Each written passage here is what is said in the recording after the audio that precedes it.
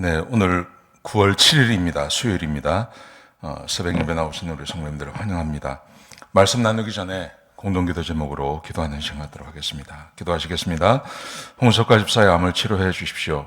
배옥진 집사의 뇌졸중을 치료해 주십시오. 언어가 회복되고 오른쪽 팔다리에 힘이 생겨나도록 해 주십시오. 광한나 집사를 치료해 주십시오. 권하자 집사가 다시 걷도록 해 주십시오. 이승학 성도의 뇌종양 치료가 잘 되게 해 주십시오. 권현민 형제를 치료해 주십시오. 김에브라임 형제가 신장 이식을 속히 받도록 해 주십시오. 김씨 집사의 뇌종양 치료가 잘 되게 해 주십시오. 우한 폐렴으로부터 우리를 지켜 주십시오. 예수님의 이름으로 기도합니다. 아멘. 오늘 본문의 말씀은 창세기 20장 1절에서 18절까지 말씀입니다. 하나님의 백성이 추해질 때라는 주제를 가지고 하나님의 말씀을 함께 나누려고 합니다.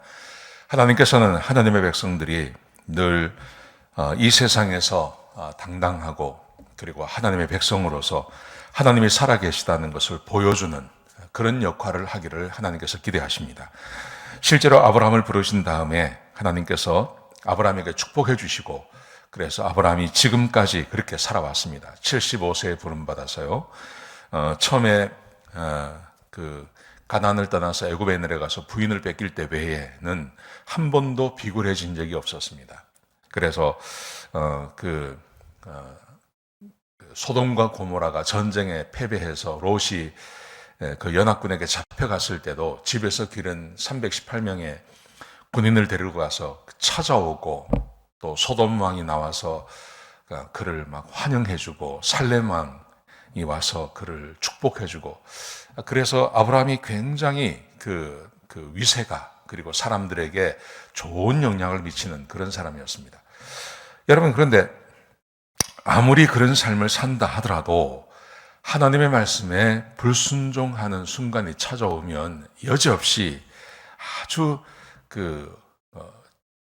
옹색한 삶을 사는 그런 삶으로 추락한다는 것을 오늘 본문이 우리에게 보여주고 있습니다. 아브라함이 어떤 이유에선지는 모르지만 가나안을 떠납니다. 가나안을 떠나지 말라고 말씀하셨는데 가나안을 떠나서 네겝으로 내려가다가 그랄 땅에 거주하기 위해서 갔습니다.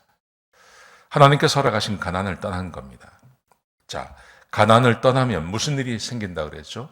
가나안을 떠나면 하나님 말씀에 순종하면 두려움이 딱 찾아옵니다. 두려움이 먼저 찾아오면서 자기 아내를 다시 누이라고 하라고 그렇게 명령을 합니다. 그러자 그랄 왕이 사라를 데려가 버립니다. 염려하고 걱정하는 대로 되어져 버렸습니다. 25년 전에 있었던 그 애굽 땅에서 부인을 뺏길 때와 똑같은 상황이 벌어지는 겁니다.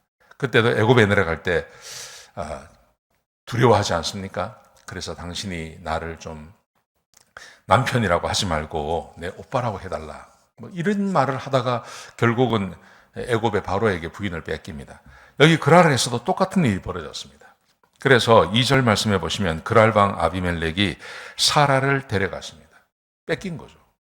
아브라함이 또 이런 일을 당한 것입니다. 그러자 하나님께서 아비멜렉을 찾아오셔서 그에게 겁을 주시죠. 아비멜렉이 말을 합니다. 아니 왜 나에게 이런 일을 하십니까? 이 여인은 남편이 있는 사람이 아니었습니다. 남편이 없는 사람이었습니다. 그러자 하나님께서 그렇지 않다고 그의 나의 남편이 있는 사람이라고 그렇게 말을 합니다. 그래서 이제 하나님께서 개입하셔서 그를 돌려주게 되는 것이죠. 돌림을 받고 돌림을 받는 그 과정 안에서 아비멜렉이 아브라함에게 막 원망을 합니다. 왜 나에게 이런 일을 했냐? 왜 거짓말했냐고 막 따져 묻자 아브라함이 아주 옹색한 변명을 합니다. 뭐라고 말을 하냐면 이곳의 사람들은 하나님을 섬기지 않기 때문에 내 아내로 인하여 나를 죽일 것을 내가 염려했고 그는 실제로 내 이복 누이가 되는 사람이고 그래서 내가 어디를 가든지 가는 곳마다 이 사람이 내 부인이 아닌 내 아내라고 했다. 굉장히 옹색한 변명을 하게 되는 것입니다. 실제로 한 번밖에 그러지 않았습니다. 한 번만 딱 그랬지. 가는 곳마다 13절에 보시면 우리가 어딜 가든지 가는 곳마다 내 오라버리라고 했습니다. 옹색한 변명을 하는 것입니다. 사랑하는 성도 여러분, 우리는 하나님의 백성이고 우리는 하나님의 자녀입니다. 하나님께서 우리를 축복하기를 원하십니다. 하나님께서 우리와 함께 하십니다.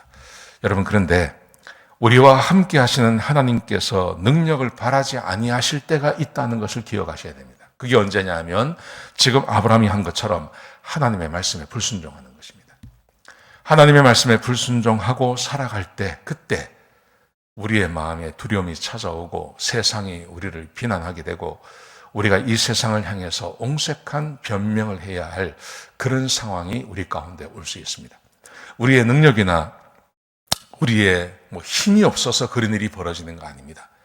우리가 하나님의 말씀에 순종하지 않고 불순종할 때 아브라함에게 일어났던 이 일들이 우리 가운데도 일어날 수 있다는 것을 기억하셔야 됩니다. 사랑하시는 성도 여러분, 하나님은 항상 우리와 함께 하십니다. 하나님은 우리를 떠나지 아니하시겠다고 약속하셨습니다. 한번 성령이 오시면 우리를 떠나지 않고 성부와 성자와 성령께서 우리와 함께 하십니다.